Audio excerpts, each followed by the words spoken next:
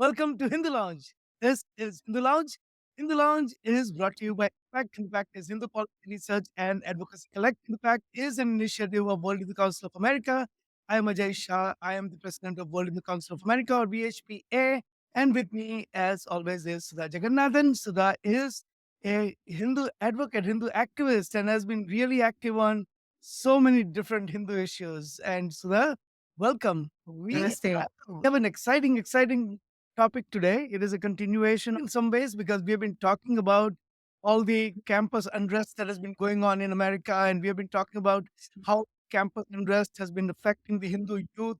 And one of the things that we had talked about was how these protesters were starting out with the Palestinian rhetoric, anti-Israel position, and pro-Palestinian position, are going to quickly gravitate towards the issues that are going to impact Hindus. And I think we are there. But before we dive into the issues, welcome and any opening remarks before we dive into the subject. No, it's an important topic because we are seeing the real intent of these protesters. They obviously started with the Middle East conflict and have taken a very strong stance against Israel and what's happening in Gaza. But they never talk about the reason why Israel is trying to contain their the enmity coming from Gaza. They never talk about October 7th and Hamas. The protesters are not asking for really the question of the hostages to be released. But now they are conflating it into a larger issue. So we understand this as a global Islamist program. And as we go through the slides, we'll speak more about it. But it's a very, very big wake up call. If we Hindus are not woken up still, this shouldn't be a big knock on our heads to realize what is coming for us. Last week we had by the way, great show last week. Just on Twitter, we had over 800 views. So people are joining, people are enjoying it, and so I want to thank all our viewers for joining and making the show worth it. And let me recap some of the things we talked about last week. Last week we said that look, the campuses are under siege. People who are protesting and they are protesting not just for a particular position, but they are also protesting against the Jews on campus. In many ways, they're protesting against America itself, the idea of America itself. Wall Street Journal, as we said last week, reported that Hamas, Hezbollah, and Houthis are actually supporting protesters. Wall Street Journal also reported that the Qataris and the Chinese are funding the US campus groups to groom and indoctrinate the American students. We also reported that from Wall Street Journal that many of the protesters are paid protesters. They were funded by George Soros Open Society Foundation and Rockefeller Brothers Fund. And we also last week talked about the fact that, and also more data that came out that said that the protests in New York, 50% of did not belong to the universities that they were protesting. And that's the data from the New York mayor's office as well as from the police commissioner's office. So we kind of warned you last week that look, and our audience is smart. I mean, they don't need to be educated. They already most of the people who listen to this show are well educated, they understand the issues really well, and so if they had inkling that they thought that there has to be something that is going to come up this week that is going to be against Hindus. They were absolutely right. And we said last week that the radical jihadis are coming for Hindus, and this week they have. So before we go to that, I'm going to show a couple of slides just so that everyone gets a sense of where these protests are going. This is the slide that shows that at George Washington University, the protesters covered the George Washington statue. They defaced the George Washington statue basically by putting the keffiyeh and Palestinian flag on George Washington. Then you can see here that this is from University of Chicago, where they said that we want to now globalize the Intifada. Uh, this is the globalization we had talked about last week. It's here this week. There's not just now the Palestinian cause, but there's a potpourri of this leftist demand. So they want defund the police, they want reparations, they want to cut emissions, and I don't know, whatever other cause that comes to their mind on a given day or given hour or given minute. They are also asking for open borders People everywhere. are asking for open borders. So this is where the protests are going, right? But some of the universities are doing something to fight back. Tell us about what is going on at University of. Yeah. So, Florida president is Ben Sasse from Nebraska before. But I thought this was a very solid approach to laying down the rules on protests on campus because the university president said, we honor freedom of speech. You can have peaceful protests, but you are not allowed to set up encampments. You cannot set up camps. You cannot stop students from coming in. So there are rules that you have to abide by. And I believe he has said people who cross the line on these rules will be expelled. Hey, that is a great expectation set by the university, explaining to students there is a reason you are at the university to get an education. But you can express your opinion freely, but you cannot make this into a riot. That will not be tolerated. And I thought that was a great example. I hope all universities follow this because what we are seeing is universities acting like they want to be your friend and not be They just want to succumb. There's a yeah, universities want to yeah, just succumb. yeah, not good. Yeah, but this is good. Yeah. Yeah, this is absolutely. I mean, I think this is what we. I'm glad that some universities are actually standing up for the silent voice, because in some universities that 25 people protesting, 100 people protesting, 500 people protesting. But these universities, a lot of them have 30,000, 40,000 students. There are 500 people in an encampment, and maybe there are another 500 people behind the scene or 1,000 people behind the scene supporting them. But other 28, 29,000, 30,000 people are not supporting. And because these people are going to the university for the purposes of studying, or maybe they don't agree with the position that is taken by the rioters, it does not mean that the rioters can have the free reign. I mean, the people that is not the view of the majority. Just because someone has all the resources and ability to commit violence or be the loudest on the campus or whatever it is, does not make them the sole voice of the people on the campus. That and then there was this. We picked up this. Yeah, go ahead. Tell us about this. This is interesting because there, Mr. Biden, the President Biden, is trying to straddle this in a very diplomatic way, but I don't see how he can be diplomatic about it because he's between the devil and the deep sea. There are elections looming, and he has to appeal to his base of voters, and these protests are not helping him. And who are the supporters of this protest on campus? His biggest donors. Yeah, That doesn't look good at all. he's gonna look good on him. I am not for any party or anything.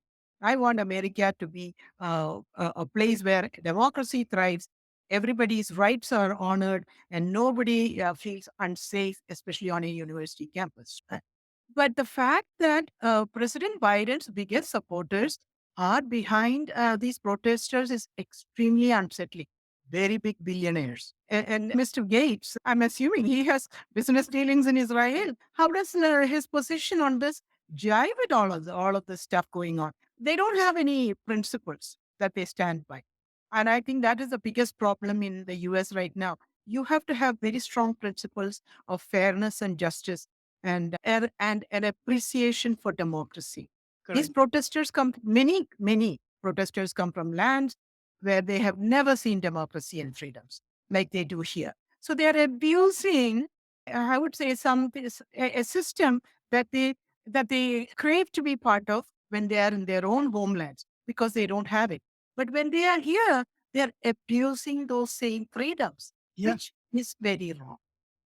Yeah, I mean, look at this. What is driving our conversation today? We started out by saying that we told you last week that this is coming for you, American Hindu. This is coming for you. And it did. So this is the pro-Palestinian protesters in New Jersey. We have the State University of New York, which is New Jersey rather, called Rutgers University. For those who are not familiar with it, there was protests at the Rutgers University, and they presented a set of 10 demands. Okay, and they in that 10 demand, one of them called Kashmiri people, occupied people. But it was not the only one. Other schools, people are now kind of conflating the demands and putting more and more demands. So one of them is from the School of Visual Arts in New York, where they said that university must cut ties with Hillel International. Now, this is like a student group, just like we have Hindu Students Council or Hindu Yuva. So today it is Hillel Foundation, Hillel International. Tomorrow it could be HSC Hindu Yuva. So watch out for that. Coming back to Rutgers, here are the 10 demands that the students, well, I say students kind of loosely because so the Faculty is part of it. well, yeah, but 50% of the people are not even from the university. Even students. So, so the word, the word a student is kind of used a little loosely, which is just so that people know, when we say students, but we don't really mean students. And the protesters say student, they don't mean students. So, with that in mind, here are the demands. One is university must divest from all the corporations that have any business dealing with Israel, terminate the partnership with the universities, all of that. So, a whole bunch of demands. We picked up two demands here that can have adverse impact on Hindus. So, what are those two demands out of these 10? Here is the first one: hire senior administrators with cultural competency and knowledge about Arabs, Palestinians, Muslims, and anti Palestinian racism and Islamophobia. Okay. This is code word in many ways for anti Hindu activism on campuses, even though it does not directly say that. Okay. I'll repeat that. These are code words or dog whistle for a lot of anti-Hindu activism on campus, even though it does not state that in so many words. How do we know that? We know that because here is another slide demand in the same list of 10 demands, and one of them says display the flags of occupied in peoples, including but not limited to Palestinians, Kurds, and Kashmiris in all areas, displaying international flags across Rutgers campuses. Kashmiris are occupied people. Look how the Hindu hatred just crept in. India hatred just crept in the, Yeah. into the conversation. First of all, I want to say, Ajay, this set of demands is real blackmail. It's blackmail. Okay. And the fact that Rutgers University agreed to sit down with the blackmailers and approved 8 of the 10, including calling Kashmiris occupiers. In the land of the United States, who are the occupied people? The native tribes. Is anybody standing for the native tribes here? No student protester is standing for native tribes. They only want the Palestinians, the Islamic agenda, which includes Kashmir. See, flowing, and I went and looked. I did not know there was a Kashmiri flag. Honestly, I went and looked at it. It is a Pakistani flag, Azadi, with that moon and the stuff. It's a Pakistani flag. Flying that is no different from flying the Confederacy flag or the KKK flag. Why not the demand for that? Huh? Yeah. Yeah, I think Rutgers should add. We will fly for Confederacy flag and the KKK flag. And my real complaint with Rutgers is that Rutgers has had a serious Hindu phobia agenda all through the past many years. We know one of their professors. I don't want to bring up her name, but every time we have complained about it, they have ignored us again and again and supported the Hindu phobic faculty. Now they're caving in. It's one campus, I think, caving into this blackmail and including Kashmir, which has nothing to do with these protests. They are actually engaging in open violence against Hindus on campus, Hindu Americans, which is unacceptable. How can they agree on Kashmir without taking input from the Indian American community or organizations like Hindu Pact or anybody else? What Right. right So, do so they have? that's the point, because from what we have heard, and we don't have a, a complete affirmation of this, but from what we have heard, university has accepted 8 out of 10 demands, and the only two that they have not accepted so far are related to investment or divestment from Israel. So our our understanding at this time is that they have agreed to putting up the flags. including the Bodo Kashmiri flag. We don't even know what that Kashmiri flag is, other than it's the flags that terrorists wave everywhere. We don't know what else. What is the flag of Kashmir, because Kashmir has been an integral part of India. So there's really no such thing as flag of occupied people of Kashmir or whatever. This is I have a theory, and I want to see what you think about it. I think that Rutgers, there's a lot of history, and I'm going to go through that history of Hindus at Rutgers, and Hindu Dharma at Rutgers, and Hindus at Rutgers. And the history is full of Hindu hatred. I think that Rutgers, through its experience, has realized that Hindus generally are quite silent. They don't speak up for themselves as much, and they're not as vocal, they're not destructive, they're not occupiers of campus spaces. Uh, and so they think that maybe by sacrificing the Hindus and Hindu students and faculty at the altar of these protesters would gain them sympathy and consent for doing some of the other things that they cannot change. If they'd picked on any other community, like they have picked on Hindus and Kashmiris, that community would have been vociferously protesting at the doors of Rutgers right now. There would be an encampment on Rutgers right now by that community saying that, why did you bring us into this conversation when we have absolutely nothing to do with the current protests that are happening? But it's our silence, our acquiescence that is leading to this, Rutgers including us in that. So your thoughts on that? I completely agree. I think we have been very passive, even though we have been vocal. Okay, we have called out Rutgers Hindu phobia many, many times, and Rutgers have come always tried to shove it under the carpet. And but now I think we need to be more actively vociferous, actively showing up there. I would like to dip that very honestly. I would like to dip whatever this Kashmiri flag is in red and hang it outside because it represents the blood of Kashmiri Hindus. Okay. And this flag is not a clean flag at all. It is a flag of violent extremism and ethnic cleansing of Hindus in Kashmir. That is what that symbolizes. So we need to take to task Rutgers University through formal processes of complaints with New Jersey's Attorney General or the Department of Education, and they're a state-funded school. They're a state school. Yeah, it's a really strange university, because when it comes to Hindu phobia and Hindu hatred, rather more than Hindu phobia, when it comes to Hindu hatred, they always put up this, oh, we have First Amendment rights and we have academic freedom and all that.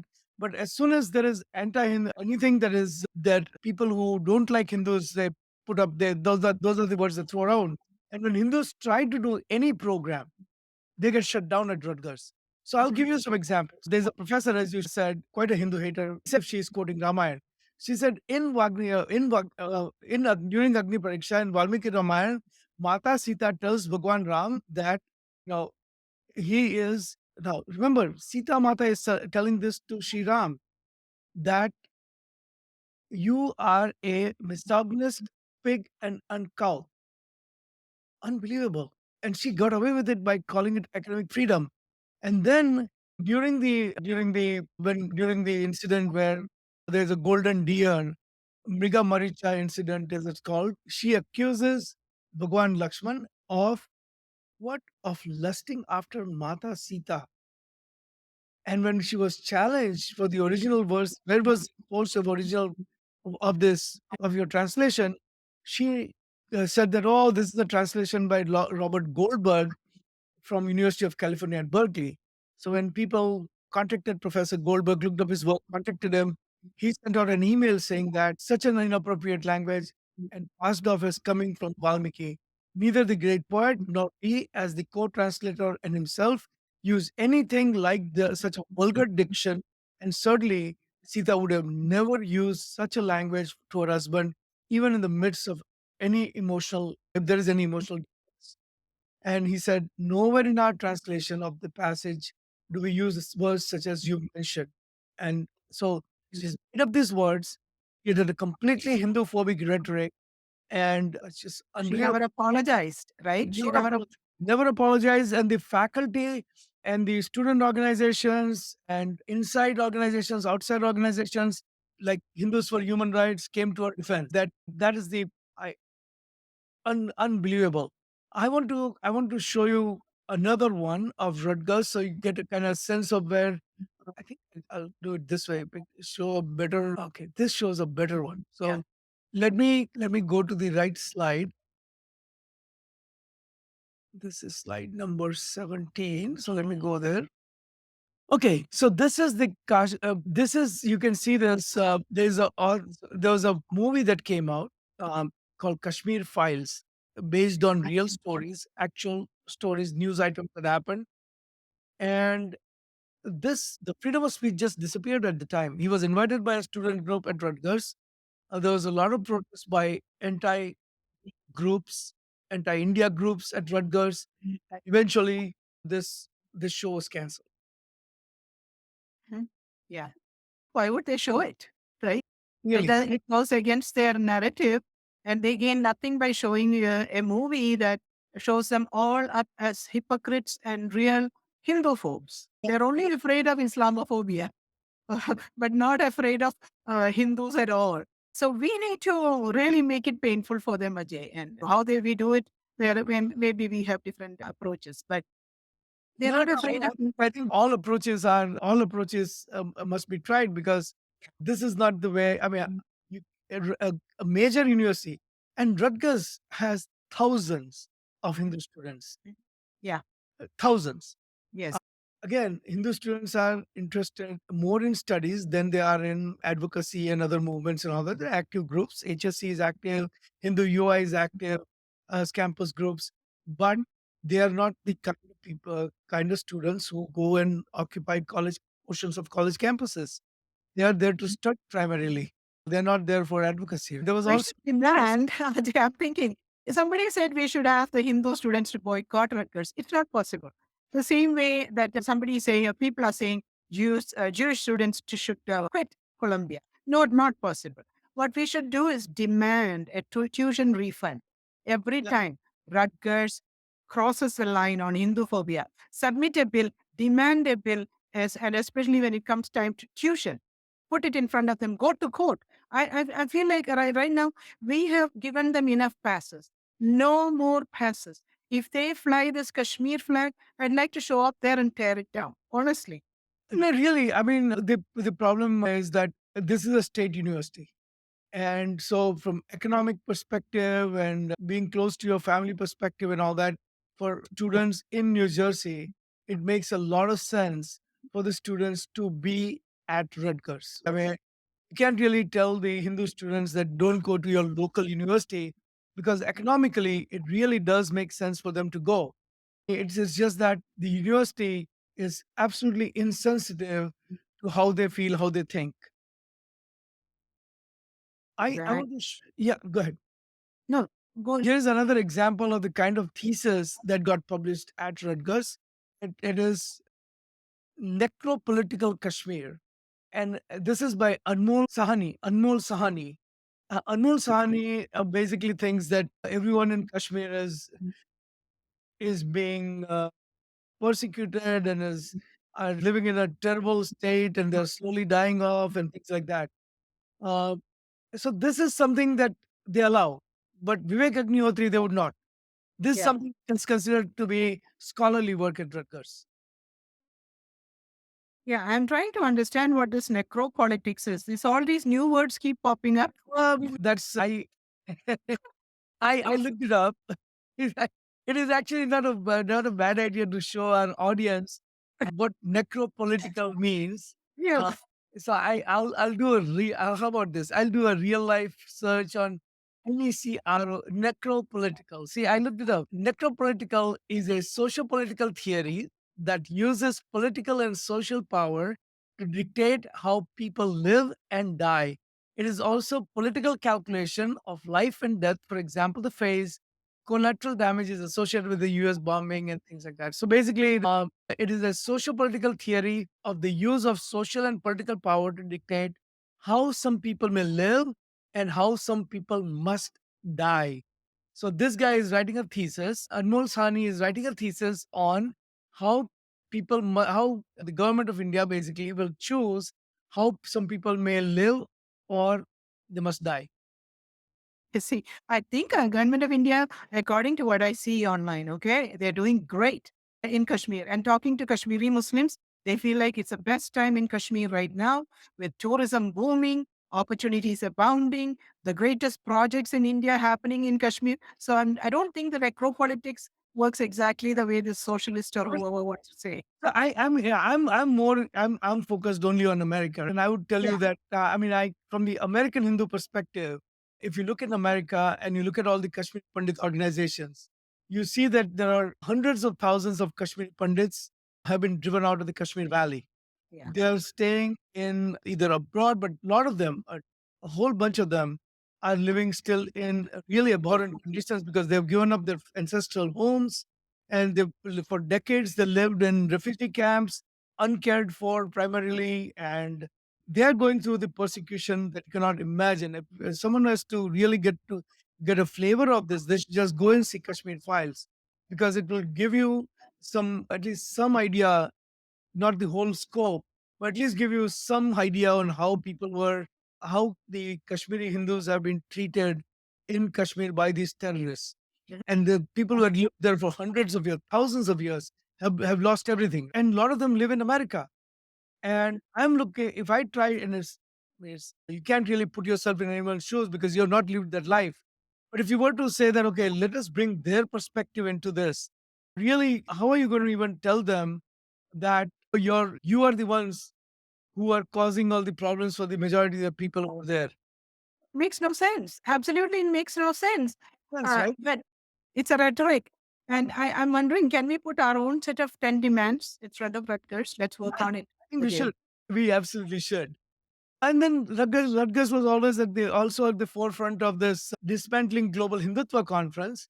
And for those who don't know, Hindutva, we have always defined Hindutva as the essence of Hindu Dharma. Hindu plus Tattva is the Tattva. Tattva means essence. The Tattva of Hindu Dharma, or the essence of Hindu Dharma, is Hindutva.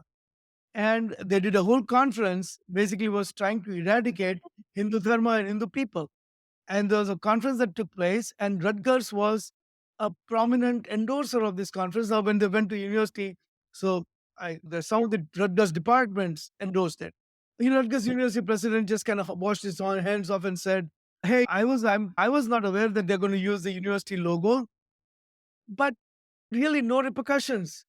If this Yeah. had been a conference against Islam or Catholicism or Judaism or Protestantism or anything else, there would be a huge outcry that a state-funded university where a substantial amount of Hindu taxpayer money is going in is Yes. actually trying to eliminate the essence of Hindu Dharma." Pandit Sharmaji from UK said this was like the dismantling global Hindutva conference was calling for the final solution on Hindus. Exactly what the Nazis said. I agree with him. All of the stuff that's happening at Rutgers or any other university that conflates the Palestinian issue with the Kashmiri Hindu issue, not the trauma. Kashmiri Hindus as the oppressors is actually a huge, huge violence and violation of the Hindu American rights in this country. Yeah. So you want to basically victimize the victims twice.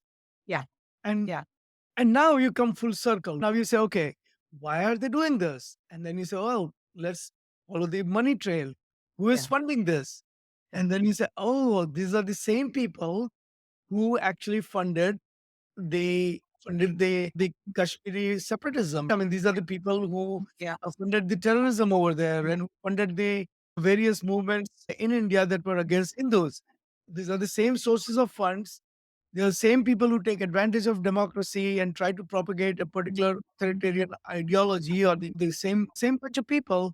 And lead is always taken by the Indian leftists and the Marxists, and they are the ones that are front, and then they try to, and so these are the same people who you see at dismantle global Hindutva conference. These are the same people you see protesting the Kashmiri File movies, and these are the same people who you see when it comes to putting up a banner saying, or putting up a demand rather, saying that display the flag of occupied Some Kashmir. Kashmiri flag. Yeah. Yeah, they would come up with the Kashmir. We saw an inkling of this at Columbia when somebody in Hindi was crying the Yeah, separatist song, the terrorist song. Another part. Wadi. That started with a song there, and now the demand is on a piece of paper, and Right. looks like Rutgers University has caved into blackmailers and anarchists. And Yeah, that's what I would call these people. And actually, U.S. government always says they don't negotiate with blackmailers, right? That's right. what U.S. government always says. And here is a U.S. university paid for by the taxpayers actually caving into blackmail. I Yeah. just can't get my head around it. And a handful, not even the majority. It's like small minority. It's just because they're vocal, just because they are violent, doesn't mean that everyone has to succumb to them. And they're not And even. they demand, yeah, they demand to stop Hillel, and it could translate to Hindu, you are Hindu, you are. What about the Islamic MSA, Muslim Student Oh, Association? no, that is covered by the other demand because they want to actually appoint special director to monitor that. So And they look, want I mean, affirmative action, but you know, only for Muslims. these are the same people who are, on one hand, they want the Islamophobia to be monitored. On the other hand, they're the same people who are vocally and vehemently against the Hindu phobia legislation in the US Congress. Yes, Same yes. people. Yeah. Hindus for Human Rights is doing a lot of homework by convincing our lawmakers not to support it for their reasons. And so, Hindus for Human Rights sounds like a Hindu organization. And Rutgers University might say, see, Hindus are also supporting us. That's not true.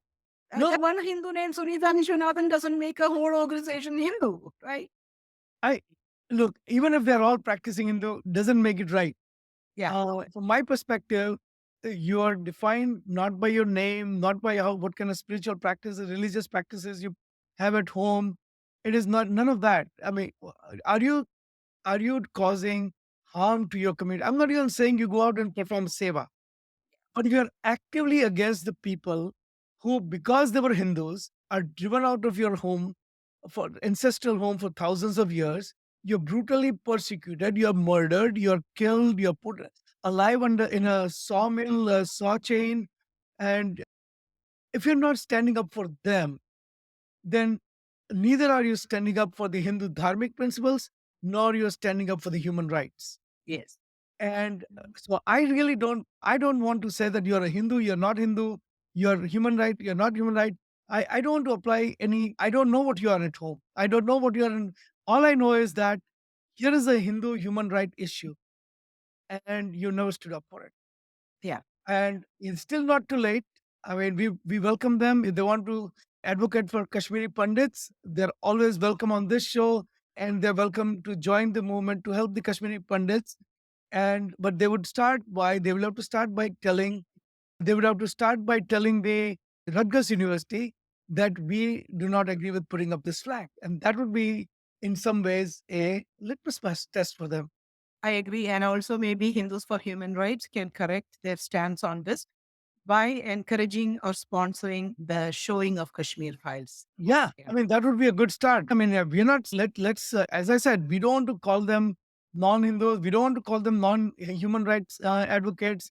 We want them to show up, Yes. and if they cannot show up, then they would have reinforced the belief that is already there in the Hindu community that these are the people who are not advocates for Hindus or Yeah. human rights.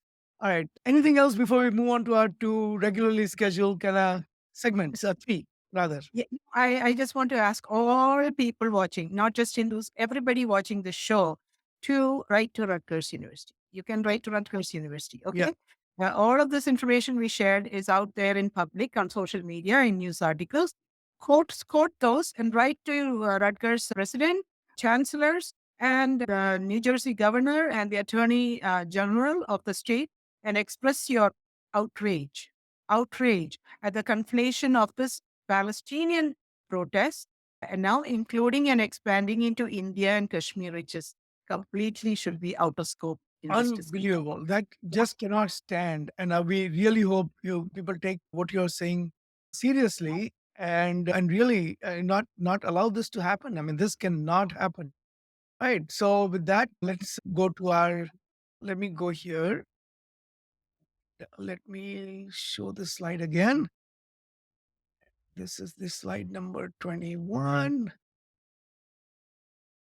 All right, Sudha. So this is just a quick announcement. We've been doing this various programs around the Pran Pratishtha or the consecration of the Ram Mandir, Ram Lala Mandir, baby Ram Mandir at Ayodhya, which happened on January 22nd. We have this really nice program that is coming up. This is for the kids, and this is for the kids to, in some way, participate in the Ram Mandir kind of celebration. And so this is a visual art, performing arts competition. It's a singing, solo dance, a group dance, and a cappella. And the four songs that have been picked, and the students can perform in any one of these four categories. The four songs there were Ram Ka Swagat, Raghupati Raghav, Tumak Chalat, and Payoji Maine.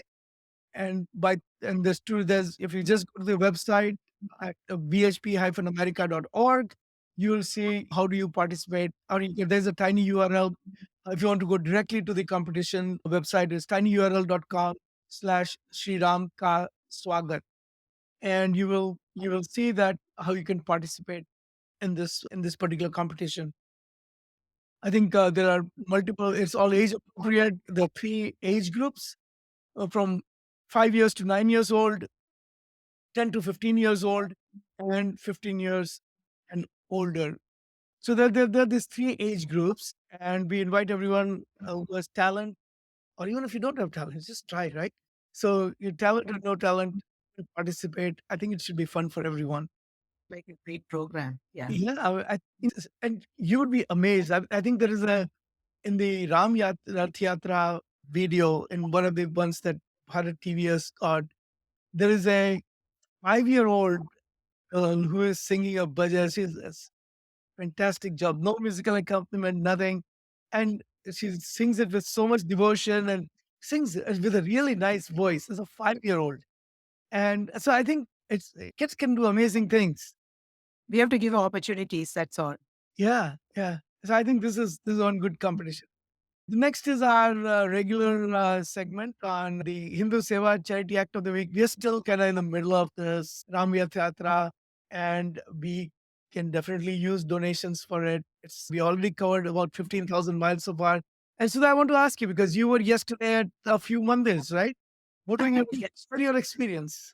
My God, it's a life changing experience, I have to say. It was so emotional and wonderful to participate in the with the VHPA folks. The local HSS teams also coordinated this, and we had it in a temple, which was a Hindu Jain temple. So that itself shows how welcoming we are as communities of dharmic faiths together. And the way the community welcomed the team into the temple and the puja and the sharing of akshat. I would say, I want to go to Ayodhya. Sorry, I haven't been there You yet. have to, now you took a pledge to go to Yeah, Ayodhya. took a pledge. I will fulfill the pledge. Yes. So it will be a life changing experience. I can tell you that. I you mentioned Jain, so I can tell you that Sri Ram and Mahavira both belong to the same lineage. So Wow. there's a direct connection between the two. So if Ah, you the lineage of Sri Ram, the Vanshaj, as we call it in Sanskrit, it's the yeah. same Vanshaj. Wow. Different era, but same Yeah. Vanshaj. Wonderful. So when I traveled to the yatra for about 18, 19 days, I went to several Hindu Jain temples. Yeah. Uh, so yeah, the participants were from both. Yeah, it's always great to see everyone together. Then finally, oh no, there's one more. We have one more. We got the Hindu Seva Act of the Week, and then we have the good news of the week. All right. So this is continuing our theme on Sri Ram. This is how our dharma stays alive in diaspora. People will say, Yeah. "Oh, in America, where people have just started migrating in. Immigration started in 1800, but really in large numbers, the immigration started in 1960s and 70s, and now it is still going on in large numbers because of H-1B. So yeah, of course, you will see a lot of people coming to this, and a lot of people coming to Ram Yath Yatras and things like that, or going for Pran Pratishtha celebration in their temples and all that. But that's actually not true. Look, in Trinidad, the immigration of Hindus happened a long time ago. Yeah. And it happened at the time when there were no great communication tools between India and Trinidad. People even lost touch with where they came from, right? I mean, a lot of people don't know where their ancestors, what village they came from, what state they came from. But here is the program, and I find it fascinating that they had this massive reading of Hanuman Chalisa, and 15,000 people showed up. My God, look at that. One thing I will tell you, I did talk to the Indo-Caribbean community once, and I know they came at least 150, 180 years ago as indentured labor. And a lot of times when they came, they brought their Ramacharita with them. That was the one thing they always brought. And so they have kept their dharma together Yeah. even after all these years. They face tremendous pressures.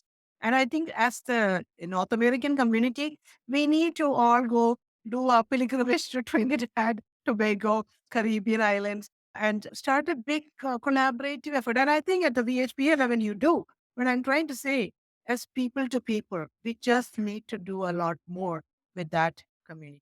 So you'll be glad to know that we have been doing this HMEC conferences, and one of the HMEC conferences was actually held in Caribbean.